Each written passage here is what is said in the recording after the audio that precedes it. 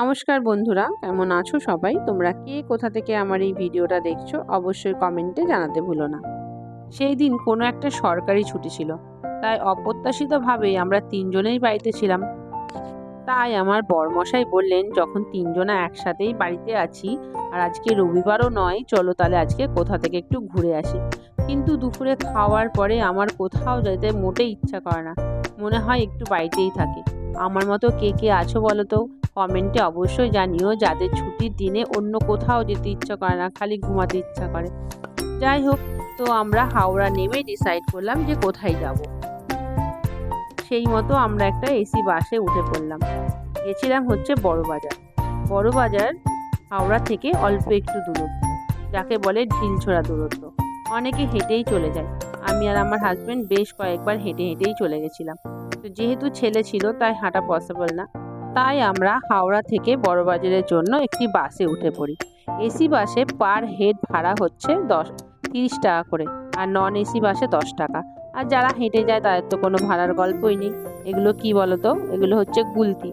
আগে ছোটবেলায় গুলতির বাঁটগুলো আমরা কাঠের দেখতাম না, এখন তো কাঠের কোনো বালাই নেই, বিলুপ্ত হয়ে গেছে, তাই এখন প্লাস্টিকের। তারপরে ছেলের জন্য একটা পেন্সিল বক্স কিনে নিয়ে আমরা চলে গেলাম একটু খাতার দোকানে, ছেলের বাড়িতে প্র্যাকটিসের কিছু খাতা কিনবো বলে। এখন তো সব খাতা স্কুল থেকেই দেয়, তাই খুব একটা খাতা কিনতে হয় না। আমি একটু পেজ কোয়ালিটিটা দেখে নিচ্ছিলাম, কারণ ছেলে খুব চেপে চেপে লেখে, পেজ যাতে এদিক ওদিক না লেখাগুলো ফুটে ওঠে। তারপরে এই দেখো কত কার্ড হোল্ডার, বিভিন্ন কোম্পানির কার্ড। যাই হোক, আর তারপর এখান থেকে চলে এলাম একটু রাবার ব্যান্ডের দোকানে। এখন না কেউ নাকি কালো ব্যবহার করে না, তাই ওনার কাছে কালো ছিল না। এই দেখো একটা খুঁজে পেতে বের করা হলো। আমি এই রাবার ব্যান্ডগুলো নিলাম, এক প্যাকেট নিলাম। অনেক কম খরচা পড়েছে জানো তো, যেগুলো আমরা জেনারেলি কিনি তার থেকে অনেক কম। তারপর চলে গেলাম একটা খেলনার দোকানে। বাচ্চাদের যা হয়, অনেক খেলনা দেখলে কিছুই পছন্দ হয় না। আমার ছেলেও তার ব্যতিক্রম না, তারও কিছু পছন্দ হলো না। এই দেখো কত রকমের বাহারি ফুল, ঘর সাজানোর জিনিসপত্র। কোনো একদিন হাতে সময় করে নিয়ে গেলে সব কিছু দেখা যায়, কিন্তু ছেলে সাথে থাকলে না কিছুই আর দেখা হয়ে ওঠে না। চলো, পা ব্যথা করছে, বেশি হাঁটতে পারছি না। তারপরে আমার হাজবেন্ডের এক বন্ধু বলল যে তুই যখন বড়বাজার গেছিস তাহলে আমার জন্য একটা ঘড়ি কিনে আনিস। তাই তার জন্য ঘড়ি কিনতে চলে গেলাম একটি ঘড়ির দোকানে। অনেক রকমের ঘড়ি, আর দামও অনেক কম। সাধারণ আমাদের নর্মাল যে লোকাল শপ থাকে তার থেকে অনেক অনেক কম। দুপুরে খাওয়ার পরে না, যেহেতু শোয়া হয়নি তাই মাথাটা একটু ঢিপঢিপ করছিল, আর আমার এই জন্য চা খেতে ইচ্ছা করছিল।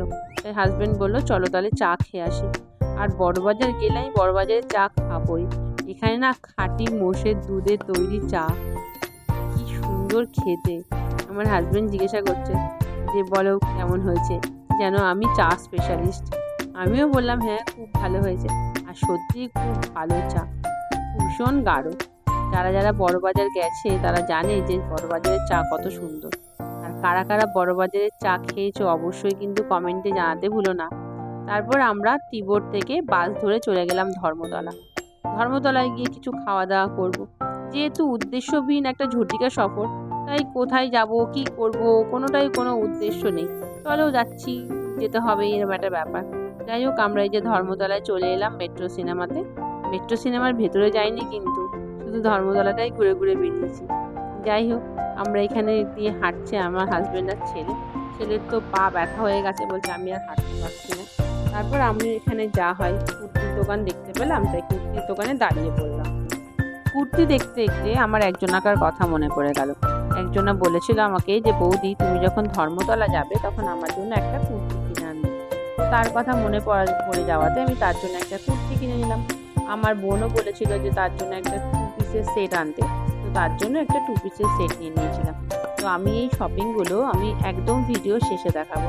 তারপর ছেলের খুব খিদে পেয়ে গেছে, তাই খুব খিদে পেলে বাচ্চাদের যা হয় ডিসাইড করতে পারে না কি কী খাবো, তাই বলে আমি আইসক্রিম খাবো। বললাম তাই খা বাবা, মাথাটা ঠান্ডা রাখ, আর তার সাথে মেজাজটাও।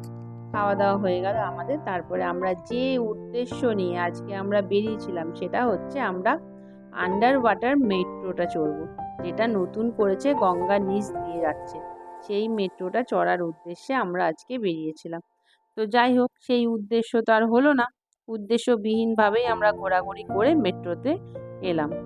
এই যে মেট্রোতে যাচ্ছি, এবার গল্প করতে করতে যেটা হয়েছে, দেখো হাওড়া লেখা আছে দেখলে তো, গ্রিন লেখাটা দিয়ে ওখান দিয়ে যাওয়ার কথা ছিল আমাদের, কিন্তু আমরা উপর দিয়ে না গিয়ে আমরা নিচ দিয়ে বেরিয়ে গেছিলাম। এই যে এই রাস্তা দিয়ে আমরা বেরিয়ে গেছিলাম, তাই আমাদেরকে আবার ঘুরে আবার একটা সিঁড়ি দিয়ে উপরে যেতে হলো, গিয়ে তারপরে আমরা এটাতে এলাম।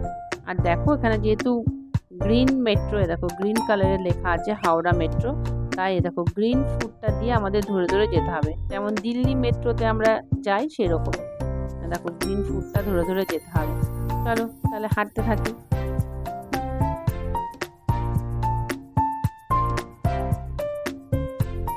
এই যে কত নিচে দেখো মেট্রোটা, দেখেছো কত নিচে।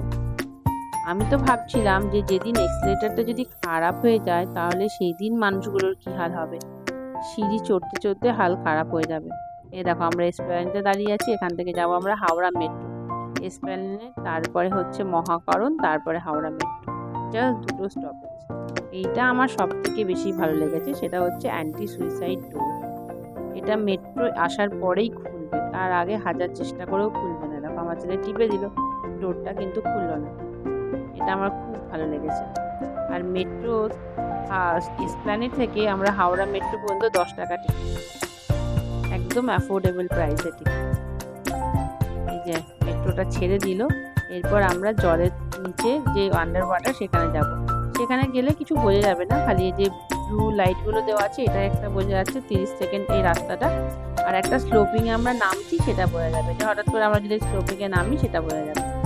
তারপরে এই যে আমরা উঠে পড়ছি, মেট্রো থেকে নেমে এবার উঠে পড়লাম। এই সিঁড়িটা গিয়ে আর একটা সিঁড়ি উঠতে হবে, এই যে সেকেন্ড সিঁড়ি উঠে তারপরে আমরা হাওড়া স্টেশনের 14-15 নম্বর যে প্ল্যাটফর্মটা আছে সেখান দিয়ে আমরা বেরোবো।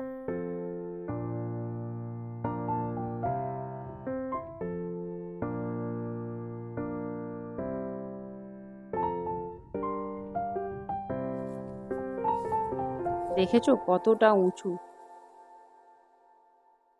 তবে এটা করাতে অনেক সুবিধা হয়েছে, এই গরমে বাসে করে আর যেতে হবে না। এই দেখো 14-15 নম্বর যে হাওড়া প্ল্যাটফর্মটা সেখান থেকে আমরা উঠলাম।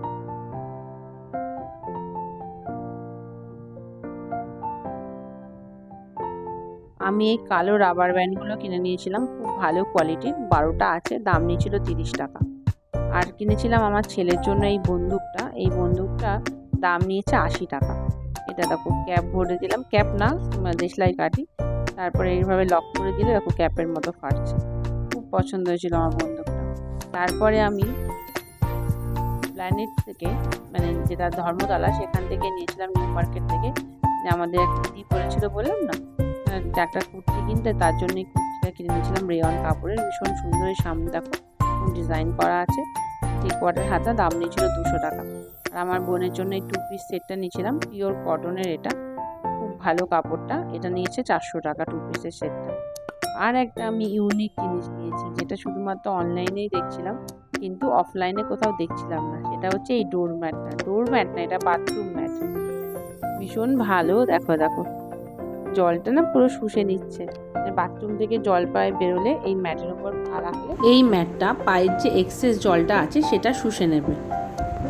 তাই অন্যান্য কাপড় দিতে হয় সেটা দিতে হবে না, দেখো পুরো শুষে নিচ্ছে, আর নিচেও কোনো জল নেই। দেখো এই দেখো। চলো দেখা হচ্ছে পরের ভিডিওতে।